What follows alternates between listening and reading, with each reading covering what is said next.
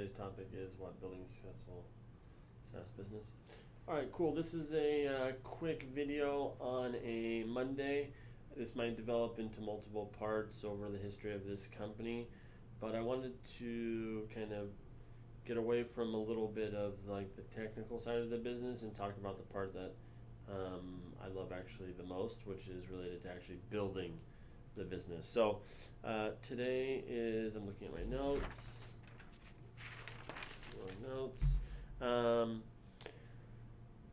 Oh man, it's a pretty loaded question. We've been in the game for about 11 years. So number one is you're not, and again, I'm talking about SaaS, so software as a service businesses.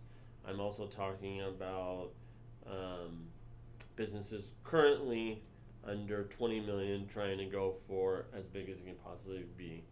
So rule number one is if you're building a SaaS business, you're not building anything for the short term, the 1 year, 2 year. It's really 5, 10, 20 years.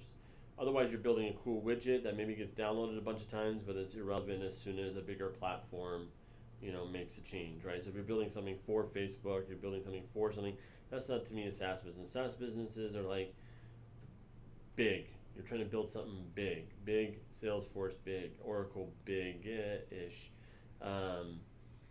even Outreach big, which we'll talk about I think later this week. We hit that one again. So again, you're building something for the long term. You're not building something for today. You're building something for 5, 10, 20 years. Alongside of that, I guess I have number 2 is you're building a sustainable technology, right? So something where you're thinking about the architecture in a way that it's not static today, but it could be something that no matter what comes at you or with the future, that your technology can adapt to or is already ahead of, For us, we never wanted to build a company that was scared of Google, so we never let our overall architecture die or be static in a way that we couldn't adapt to security standards, mobile, web accessibility for kind of handicap,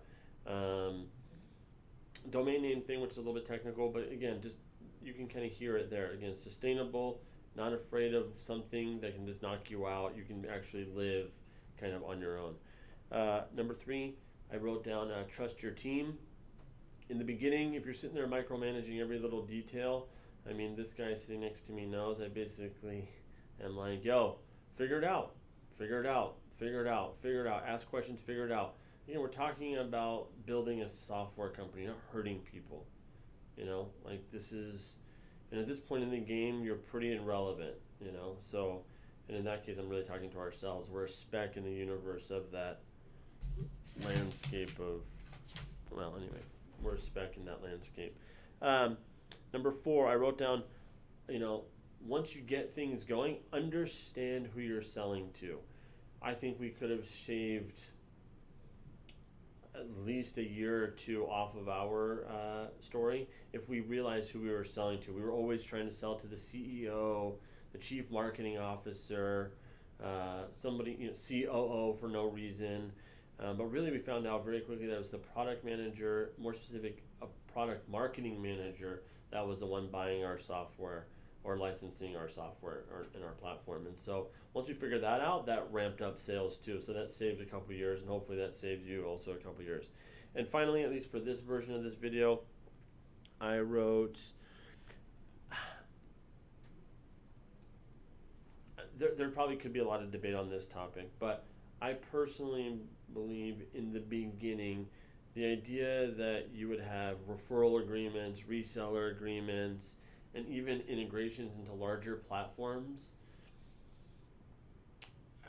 I think you do that once you get to the point of about 5 million in sales, where you can kind of have a dedicated person doing that. But at the kind of early stage, let's say 0 to again about 5 million, I think the last thing you need to do is worry about referral agreements and that kind of thing. Only because so far we have you can look at our even DevHub site, I think there's a link below, you can look, we have about 65 integrations. All those integrations were brought to us by customers who said, hey, we're using this, but we also want to use DevHub, will you integrate it? We would do that. But none of those 65 actually brought us the deal for that customer first.